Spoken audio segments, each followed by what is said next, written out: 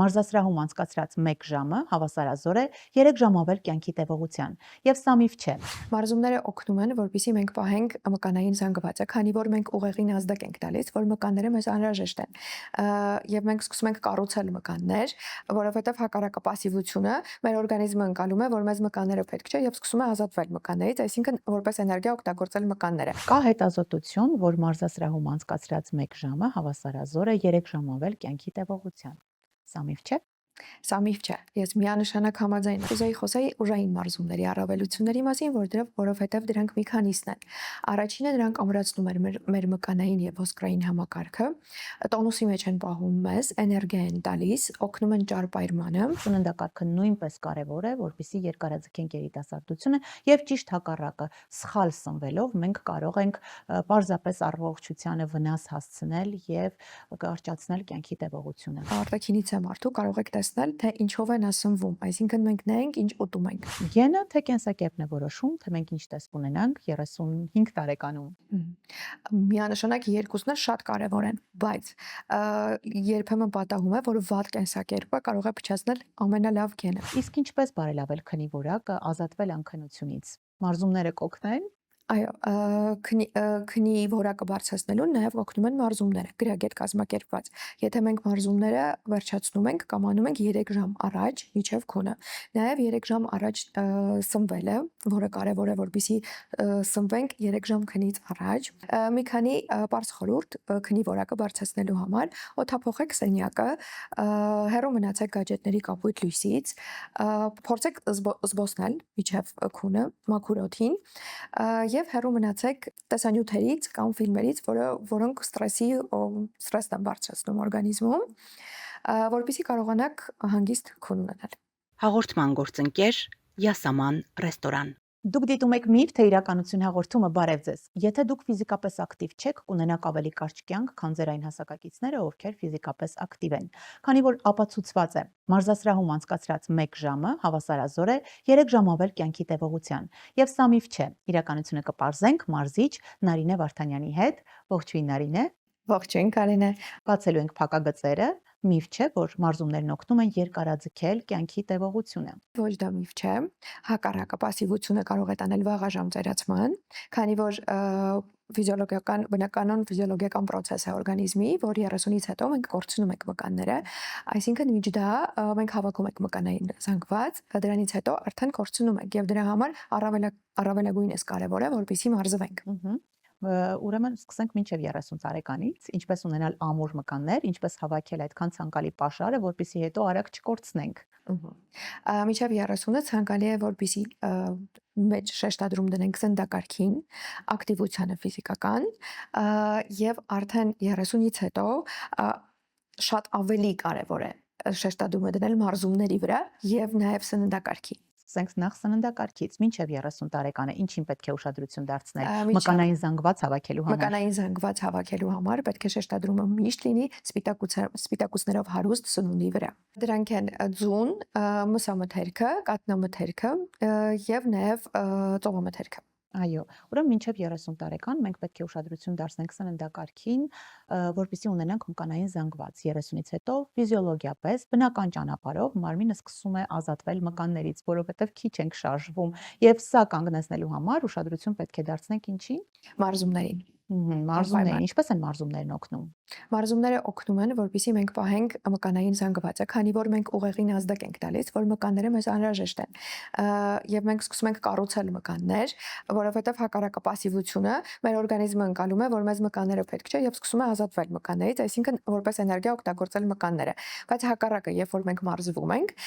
մենք ազդակ ենք տալիս ուղեղին, որ մեզ պետք են մկանները։ Ուրեմն պետք է ուղեղին ազդակ ուղարկել, որպեսզի մկանները աշխատեն եւ աճեն, ինչու, որովհետեւ пассивությունը բնական ճանապարհով մկանները քայքայելով նկատում ենք 40-50 պլյուսի տարիքի կանայք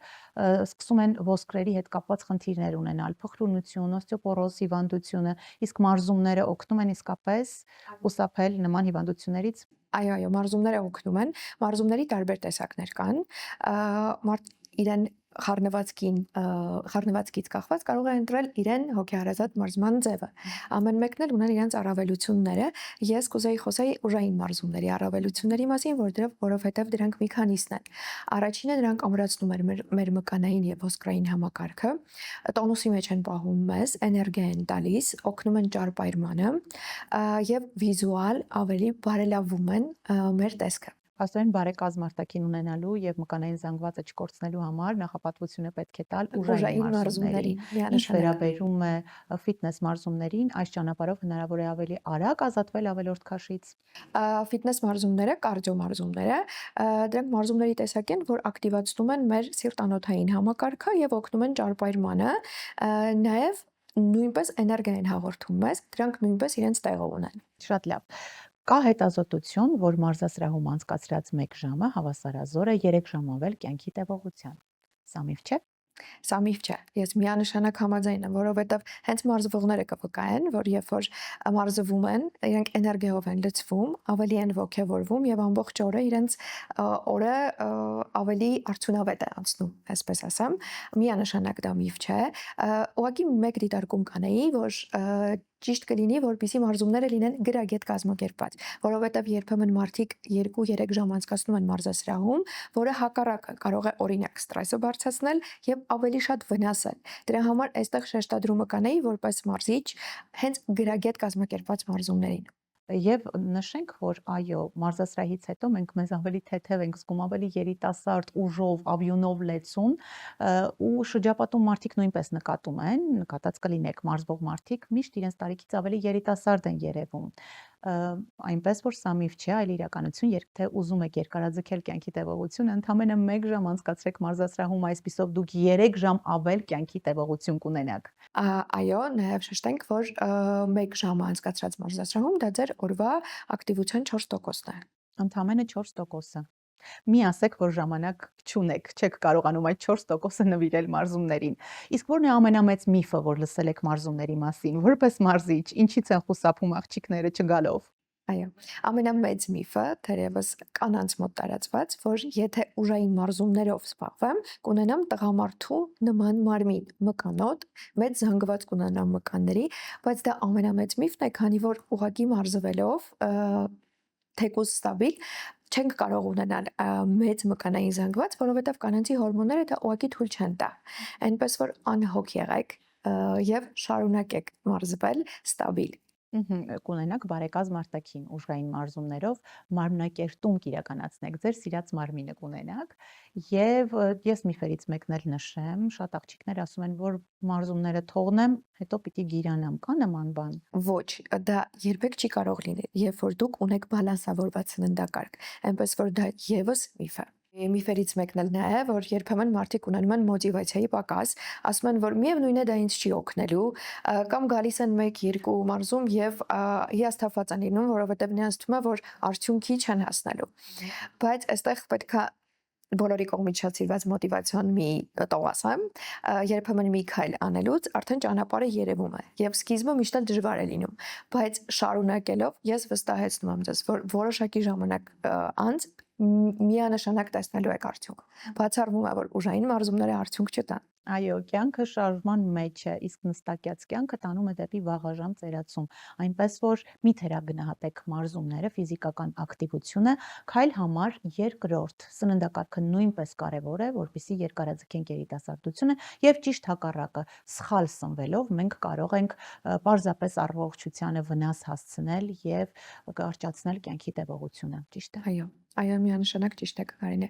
Ինչ ուտել կամ չուտել, որպեսզի երկարաձգենք երիտասարդությունը, փոխենք կյանքի որակը եւ ավելի երկար ապրենք։ Այո,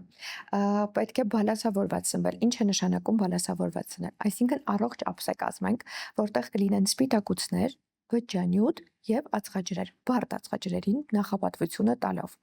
Եվ պետք է խուսափենք հիմնականում տրանսճարբերով հագեցած մթերքից, դրանք հիմնականում պատահում են fast food-ի մեջ։ Եվ իրականում արտաքինից է մարդու կարող եք տեսնել, թե ինչով են ասնվում, այսինքն մենք նայենք ինչ ուտում ենք։ Եվ նմանվում ենք նրան, ինչ որ ուտում ենք։ Այո, Սննդակարգը շատ կարևոր է, ֆաստ ֆուդը նշեցինք, չենք թերագնահատում նաև քաղցրավենիքը եւ գազավորված ըմպելիքները, որոնք ուղիղ ճանապարհ են դեպի ճարպակալում, իսկ ճարպակալումից ածանցվող մի շարք հիվանդություններ գլուխ են բարձրացնում, այսպիսով կրճատելով կյանքի տևողությունը։ Շարունակելով ասենք նաև, ճիշտ է, որ մարզվողի սննդակարգը փոխվում է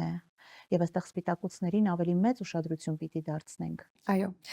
դերևս առաջի խորհուրդն է, որ ես իմ մարզվողներին եմ տալիս, երբ որ սկսում ես մարզվել, առավել քան կարևոր է, որպեսզի սպիտակուցները օրվա սպիտակուցային բազան հավաքես, օրվա սպիտակուցային չափաբաժինը լինի, քանի որ սպիտակուցներն են, որ օգնելու են վերականգնել մկանները մարզումներից հետո։ Որքան է չափաբաժինը։ Իհարկե ամեն մարդու համար իր չափաբաժինն է, բայց մոտավորապես ափսեի 30%։ Գենը թե կենսակերպն է որոշում, թե մենք ինչ տեսք ունենանք 35 տարեկանում։ Միանշանակ երկուսն էլ շատ կարևոր են, բայց երբեմն պատահում է, որ վատ կենսակերպը կարող է փչացնել ամենալավ գենը եւ լինել հակառակը։ Օրինակ, այդքան էլ լավ գեն չլինի, բայց շատ լավ կենսակերպ լինի, որով մարդ կարողանա կոմպենսացնել դա։ Այնպես որ միանշանակ երկուսն էլ կարևոր են եւ երկուսն էլ պետք է ուշադրություն դարձնել։ Եվ այսպես, եթե ուզում եք երկարաձգել երիտասարդությունը ապրել առողջ, հետևեք առողջ ափսեի կանոններին, սնվեք բալանսավորված, երկրորդ տեղում մարզումներն են, ֆիզիկական ակտիվությունը, իսկ որն է երրորդ ամենակարևոր քայլը թերևս, առանց որի այս երկուսը անարդյունավետ կաշխատեն։ Երրորդ ամենակարևոր քայլը դա քունն է, որը քունը, այո, միանշանակ ամենակարևորն է, որտեղ քնի ժամանակ մենք վերականգնվում ենք, վերականգնում է մեր օրգանիզմը։ Նաև այստեղ պետք է նշեմ, որ եւ քնի քանակը եւ այն ժամը, որ մենք քնում ենք, շատ կարևոր են, քանի որ երեկոյան ժամը 11-ից մինչև 2-ը դա համապատասխանում է քնի խորը ֆազային։ Եվ հենց այդ ժամանակ լավ է, որպեսզի մենք կարողանանք վարկենք քնելու, որպեսզի արտադրվեն հորմոնները, որոնք եւ կարողանում են վերականգնել օրգանիզմը, նաեւ ունենալու ենք էներգիա հաջորդ օրվա համար։ Փաստորեն երկու խնդիր ենք լուծում։ Վարկելով քնելու ժամը 11-ից մինչև 2-ն ընկած ժամանակահատվածում մենք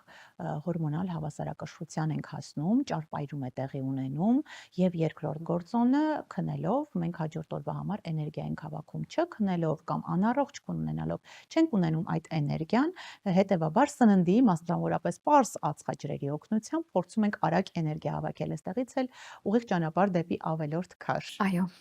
Իսկ ինչպես բարելավել քնի որակը, ազատվել անքնությունից։ Մարզումները կօգնեն։ Այո, քնի որակը բարձրացնելուն նաև օգնում են մարզումները, գրագետ կազմակերպված։ Եթե մենք մարզումները վերջացնում ենք կամ անում ենք 3 ժամ առաջ մինչև քունը։ Նաև 3 ժամ առաջ սնվելը, որը կարևոր է, որպեսզի սնվենք 3 ժամ քնից առաջ։ Մի քանի պարզ խորհուրդ քնի որակը բարձրացնելու համար՝ օդափոխեք սենյակը, հեռու մնացեք գadgetների կապույտ լույսից,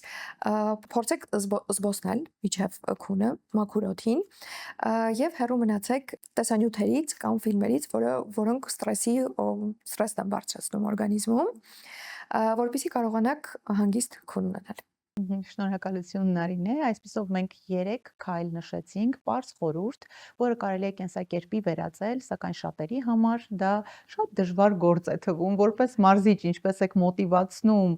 ձեր մարզվողներին փոխել կենսակերպը եւ հետևել այս կանոններին։ Դուք ճիշտ նշեցիք, դա շատ դժվար է կազմակերպել եւ դրան միանգամից պետք չի հասնել։ Այսինքն միանգամից պետք չի հենց վաղը արթնանալ եւ որոշել, որ պետքա ձեր քունի որակը շատ լավը լինի, ձեր սննդակարգը շատ լավը լինի, այսինքն իմ առաջի խորհուրդը իմ մարզվողներին դա է, որ պետք է կամաց գալ, թե առողջ ապրելակերպին, թե բալանսավորված սննդակարգին, ոչ թե միանգամից մեր վրա դնենք այդ մեծ պատասխանատվությունը, որ հենց վաղվանից պետք է մենք այդ բոլորը անենք, ոչ փոքրիկ քայլերով, բայց հստակ պետք է շարժվենք դեպի այդ ուղղությունը։ Կա ավելի լավ մոտիվացիա, քան առողջ եւ գեղեցիկ արտաքին ունենալը։ Կարծում եմ չկա։ Այնպես որ հետևեք այս 3 կանոններին, պահեք առողջ ապրելակերպ, բալանսավորված սննդակարգ, ֆիզիկական ակտիվություն, առողջ քուն, որոնք կօգնեն ձեզ երկարաձգել կյանքի տևողությունը, ապրել առողջ եւ գեղեցիկ Շնորհակալություն ձեզ ինֆորմատիվ զրույցի համար։ Ես Մենք եմ զրուցում շնորհակալ։ էինք մարզիչ Նարինե Վարդանյանի հետ։ Շնորհակալություն նաև Յասաման ռեստորանին ընկերական համեղ հանդիպումների, ջերմ հիշողությունների լավագույն հավաքատեղի Համեցեք Յասաման։ Շնորհակալություն Հովակիմյան էսթետիկ կենտրոնին իմ այսօրվա գեղեցիկ տեսքն ապահովելու համար։ Մասնագետներ, ովքեր հոգ են տանում քո գեղեցկության մասին, մինչ դու հանգստանում ես, վստահեք մասնագետներին։ Հովակիմյան էսթետիկ կենտրոն, իմ գեղեցկության հասցեն։ Կհանդիպենք։